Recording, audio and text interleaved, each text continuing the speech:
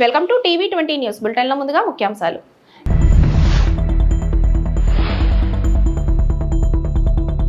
రష్యాపై దాడులకు ఉక్రెయిన్ కారణమని ట్రంప్ ఆరోపించారు. ఆంక్షలకు వెనుకాడారు.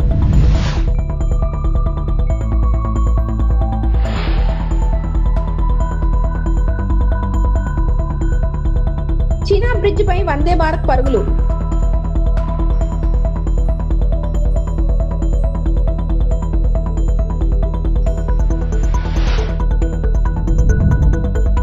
నిందలు దందలు చందాలు ఇదే కాంగ్రెస్ పాలన. KTR.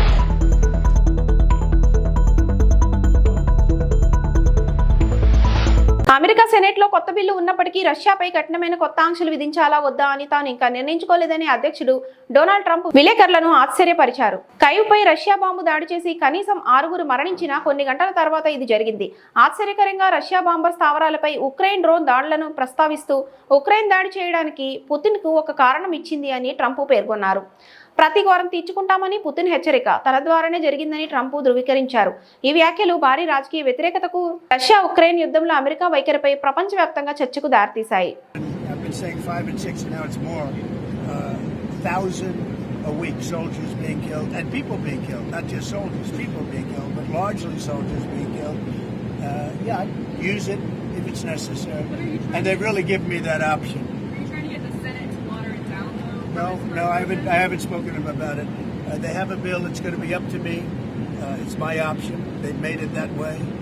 And it would save a lot of time if that happened. So I'm okay with it. I haven't decided to use it. It's a very strong bill. Did that change your view at all of what Zelensky, the cards he has? Well, they gave Putin a reason to go in and bomb the hell out of him last night. That's something I didn't like about it. When I saw it, I said, "Here we go. Now it's going to be a strike." You know, I did. Breakdown with Russia, Ukraine. Are you worried that would have? I hope not. I hope not. I think it's a war that would have never happened. If I were president, that wouldn't have happened. I certainly hope not.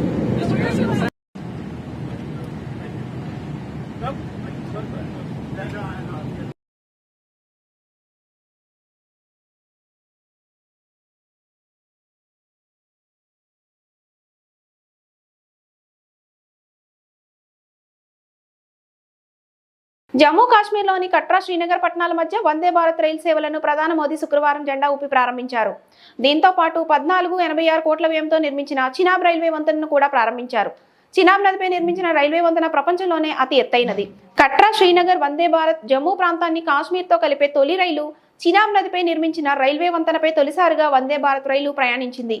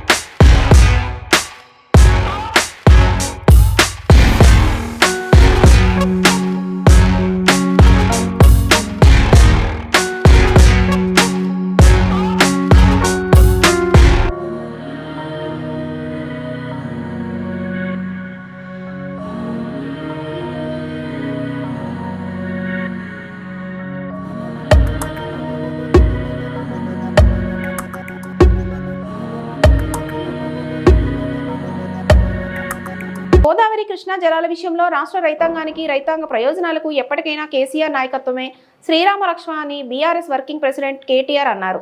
రాష్ట్రంలో ప్రస్తుతం జరుగుతున్న నిందలు, దందాలు, చందాలు ఇదే కాంగ్రెస్ పాలన అని విమర్శించారు. నేల విషయంలో రాష్ట్ర ముఖ్యమంత్రి బీజేపీ దుష్ప్రచారం చేయిస్తున్నారని ఆగ్రహం వ్యక్తం చేశారు. మేడిగడ్డ బ్యారేజీలో 2 పిల్లర్లలో ఒక దగ్గర పగుళ్లు వస్తే దాన్ని పట్టుకొని దున్నపోతు ఈనిందని కాంగ్రెస్ వాళ్ళంటే దాన్ని పట్టుకొని దుడ్డెని కట్టేయమని బీజేపీ వాళ్ళు అంటున్నారని విమర్శించారు. కాళేశ్వరం ప్రాజెక్టుపై బీఆర్ఎస్ ఎమ్మెల్యే హరీష్ రావు తెలంగాణ భవన్లో పవర్ పాయింట్ ప్రెజెంటేషన్ ఇచ్చారు. ఈ సందర్భంగా కేటీఆర్ మాట్లాడుతూ తెలంగాణ ఉద్యమానికి శీర్షిక నీళ్లు, నిధులు, నియామకాలు. అందుకే 10 ఏళ్ల కేసీఆర్ ప్రభుత్వం ఈ 3 రంగాల్లో సంపూర్ణమైన న్యాయం చేసింది. నీళ్ల విషయంలో కృష్ణా గోదావరిలో ప్రతి చుక్కబొట్టును ఒడిసిపట్టి చుక్క నీటిని వదలకుండా కాళేశ్వరం లాంటి ప్రాజెక్టును కాలంతో పోటీపడి కట్టిన, పాలమూరు రంగారెడ్డి ఎత్తిపోతల పథకాన్ని దాదాపు 90% పూర్తి చేసిన, సీతారామ ప్రాజెక్టును కూడా 90% పూర్తి చేసి తెలంగాణ రైతాంగం ప్రజల ప్రయోజనం కోసం కేసీఆర్ సర్కార్ నిరంతరం పనిచేసింది. కానీ నేడు నీళ్లు, నిధులు, నియామకాలు అనే శీర్షిక ఎక్కడో పోయింది. ఇవాళ రాష్ట్రంలో జరుగుతున్న నిందలు, దందాలు, చందాలు, బీఆర్ఎస్ మీద నిందలు, బిల్డర్లు, కాంట్రాక్టులతో దందాలు, రాహుల్ గాంధీకి చందాలు, కాంగ్రెస్ ప్రభుత్వం చేస్తున్న పని ఇది. నిస్సిగ్గుగా రాష్ట్ర ముఖ్యమంత్రి గాని బీజేపీ నేల విషయంలో చేస్తున్న దుష్ప్రచారాన్ని తిప్పుకోవడానికి హరీష్ రావు వివరంగా సమాచారం అందిస్తారు. ప్రెజెంటేషన్కి హాజరైన పాత్రికేయ మిత్రులకు నమస్కారాలు. ఈరోజు నాకు ఈ ప్రెజెంటేషను యొక్క స్లైడ్ చూస్తూ ఉంటే ఆనాడు పెద్దలు సిడబ్ల్యూసి మాజీ సభ్యులు కేసీఆర్ గారికి సాగునీటి విషయంలో ఎన్నో సందర్భాలలో తెలంగాణ ప్రజలకు చాలా విషయాల్లో మనకు దిశానిర్దేశం చేసిన ఆర్ విద్యాసాగర్ గారు గుర్తొస్తూ ఉన్నారు. ఆ రోజు నీళ్లు నిజాలు అనే పుస్తకం వారు రాయడం, ఈ సాగునీటి రంగంలో దశాబ్దాలుగా తెలంగాణకు జరిగిన అన్యాయం గురించి వారు సవివరంగా అటు కాంగ్రెస్ ఉన్నప్పుడు కానీ ఇటు బీజేపీ ఉన్నప్పుడు కానీ కేంద్రంలో ఎన్ని రకాల అన్యాయం చేసింది అని వారు పదే పదే చెప్పేటోళ్ళు. అట్లాగే తెలంగాణ ఉద్యమానికి మీకు తెలుసు శీర్షిక ట్యాగ్ లైను నీళ్లు, నిధులు, నియామకాలు. అందుకే 10 సంవత్సరాల కేసీఆర్ గారి పరిపాలనలో ఈ 3 రంగాల్లో సంపూర్ణమైన న్యాయం కేసీఆర్ గారి ప్రభుత్వం చేసింది.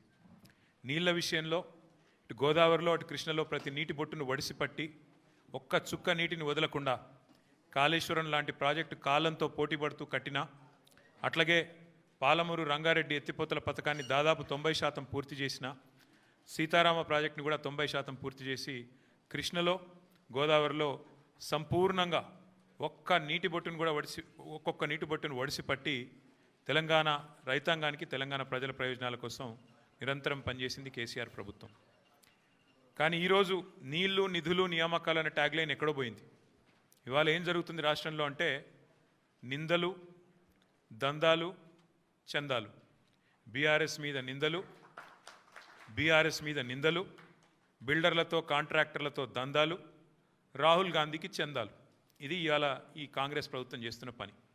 సిగ్గు లేకుండా ఇవాళ నిస్సిగ్గుగా రాష్ట్ర ముఖ్యమంత్రి కానీ అదేవిధంగా భారతీయ జనతా పార్టీ కానీ నీళ్ల విషయంలో చేస్తున్న దుష్ప్రచారాన్ని తిప్పికొట్టడానికే ఈరోజు హరీష్ రావు గారు మీ అందరికీ వివరంగా సమాచారం ఇస్తారు.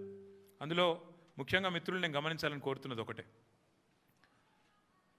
మార్బీ అనే ఒక గుజరాత్లో ఒక ప్రాంతంలో ఒక పెద్ద బ్రిడ్జ్ కూలిపోయి 140 మంది చచ్చిపోయినా ఏ ఎన్డీఎస్ఏ బోదు, ఎవడు బోడు, ఏ ఏజెన్సీ బోదు, 140 మంది చావులకు ఫలానావాడు బాధ్యుడు అని ఒక బాధ్యతాయుతమైన ఏ ఏజెన్సీ మాట్లాడదు, కేంద్ర ప్రభుత్వం మాట్లాడదు, గుజరాత్ ప్రభుత్వం మాట్లాడదు.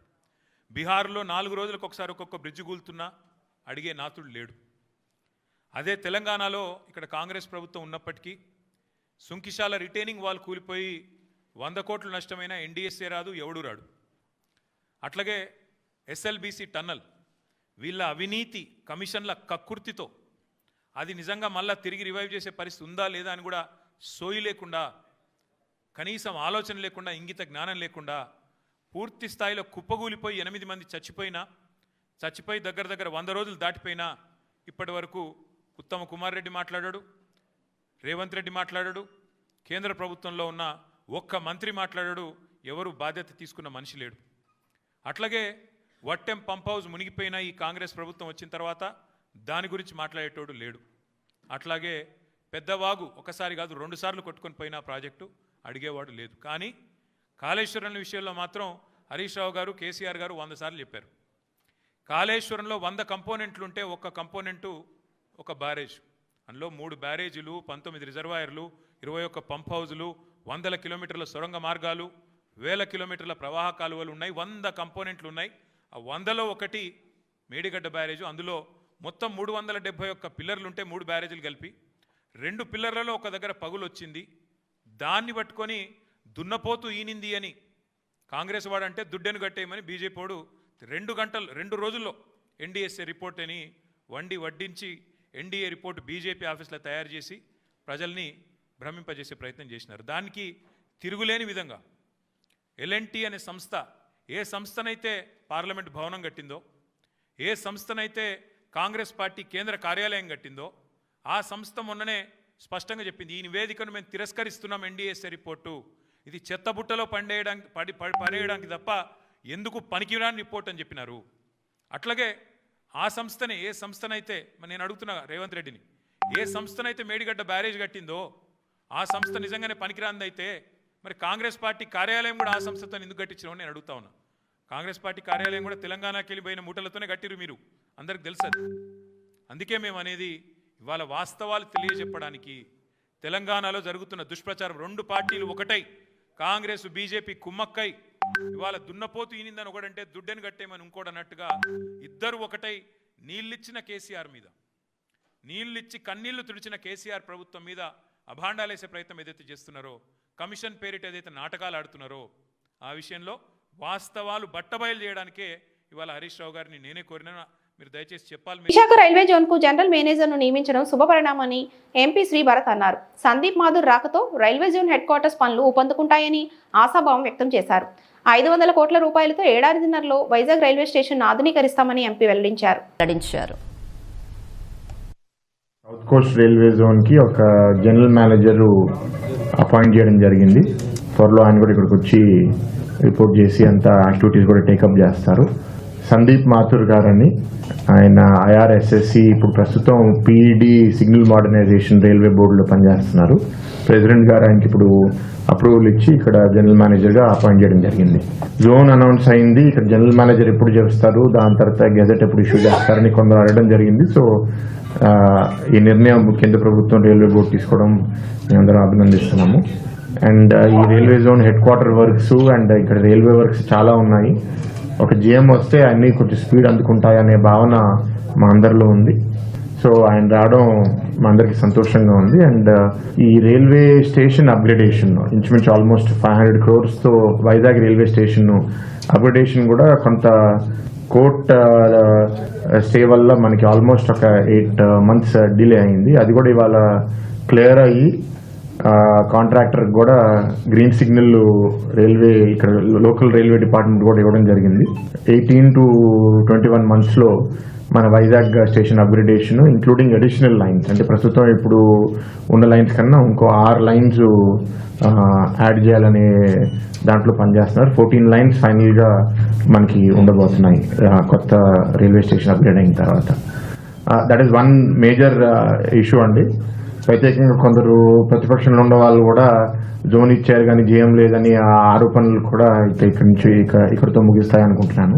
ఈటెల రాజేందర్ ఎప్పుడైనా వాస్తవాలు చెప్పాలని మంత్రి పొన్నం ప్రభాకర్ డిమాండ్ చేశారు. బీఆర్ఎస్ పార్టీ నుంచి తొలగించిన విధానాన్ని గుర్తు చేసుకోవాలని ఈటెలకు హితవు పలికారు. బీజేపీ బీఆర్ఎస్ పార్టీలు రెండూ కలిసి పనిచేస్తున్నాయని రవాణా శాఖ మంత్రి పొన్నం ప్రభాకర్ ఆరోపించారు. ఆరోగ్యం క్షీణించిన మాగంటి గోపీనాథ్ త్వరగా కోలుకోవాలని తాను దేవుని ప్రార్థిస్తున్నట్టు మంత్రి తెలిపారు. బోరబండలో బీఆర్ఎస్ కార్యకర్త మరణానికి గోపీనాథ్ అనారోగ్యానికి లింక్ పెట్టడం సరైంది కాదన్నారు.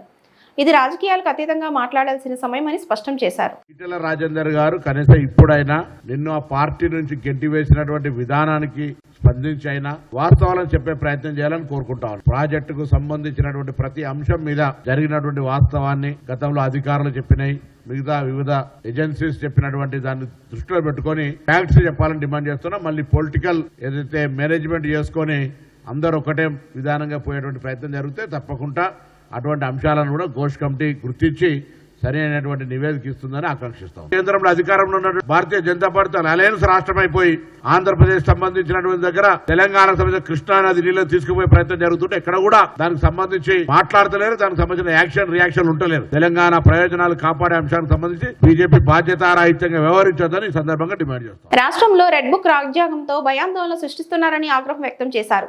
వైఎస్ఆర్సీపీ రాష్ట్ర కోఆర్డినేటర్ సజ్జల రామకృష్ణారెడ్డి లక్ష్మీనారాయణపై అక్రమ కేసులు పెట్టడంతో తీవ్ర మనస్తాపం చెందారు. చేస్తున్నారని తెలిపారు. పొలిటికల్ బాసులు చెప్పినట్టు పోలీసులు నడుచుకుంటున్నారని ఆరోపించారు. కోర్టు చేస్తూ ఎన్హెచ్ఆర్సీ కామెంట్ చేసింది. అప్పట్లోనే చేశారు. ఒక ఆర్గనైజ్డ్ సిస్టమేటిక్ శాంతి భద్రతలను కాపాడాల్సిన వ్యవస్థ పొలిటికల్ బాసెస్ చెప్పినట్టు దానికి అనుగుణంగా మారితే ఆ తర్వాత అదే చట్టాన్ని చేతిలోకి తీసుకుంటే పరిస్థితి ఎంత ఘోరంగా ఉంటుందంటే ఒక క్రిమినల్ గ్యాంగ్కు యూనిఫామ్ వేసినట్టు ఉంటుంది అని అన్నారు. దాన్ని కోర్టు చేస్తూ మళ్ళీ ఎన్హెచ్ఆర్సీ ఈ మధ్య ఒక జడ్జిమెంట్లో చెప్పింది. దానికి 200% ఎక్కువ ఈరోజు ఇక్కడ పరిస్థితి కనపడుతుంది. ఈరోజు మేము ఇక్కడికి వచ్చి చూసిన వ్యక్తి లక్ష్మీనారాయణ అనే వైఎస్ఆర్సీపీ సానుభూతి పరదు. ఏ పార్టీ సానుభూతి పరదో ఏ పార్టీ కార్యకర్త కూడా ఇక్కడ ఇష్యూ కాదు. దీంట్లో క్యాస్ట్ను కూడా తీసుకొచ్చాడు. ఎవడు తెచ్చినోడు పొలిటికల్ లీడరో ఇంకోడో లేకపోతే కుల సంఘం నాయకుడో కాదు, ఓ డిఎస్పీ. ఈ సాక్షాత్తు ఈయన వీడియోలో చెప్పిన మాటల్లోనే వస్తుంది. నువ్వు ఫలానా కులం వాడివి కాదా, ఈ పార్టీతో ఎట్టున్నావు. డిఎస్పీకి ఏం పని నాకు అర్థం కావట్లేదు. అసలు డిఎస్పీ పంచాయతీ చేయడం ఏంది? 50 ఏళ్ల క్రితం వినేవాళ్ళం ఇట్లాంటివి. ఎమర్జెన్సీ, ఆ తర్వాత ఎక్స్ట్రీమిజం మొదలయ్యాక, పోలీసులకు ఎక్స్ట్రాడినరీ పవర్స్ ఇచ్చాక వాటి ముసుగులో వాళ్లే సొంతంగా జడ్జిమెంట్లు ఇవ్వడం, వాళ్లే పంచాయతీలు చేయడం, వాళ్లే శిక్షలు వేయడం మొదలయ్యాయి.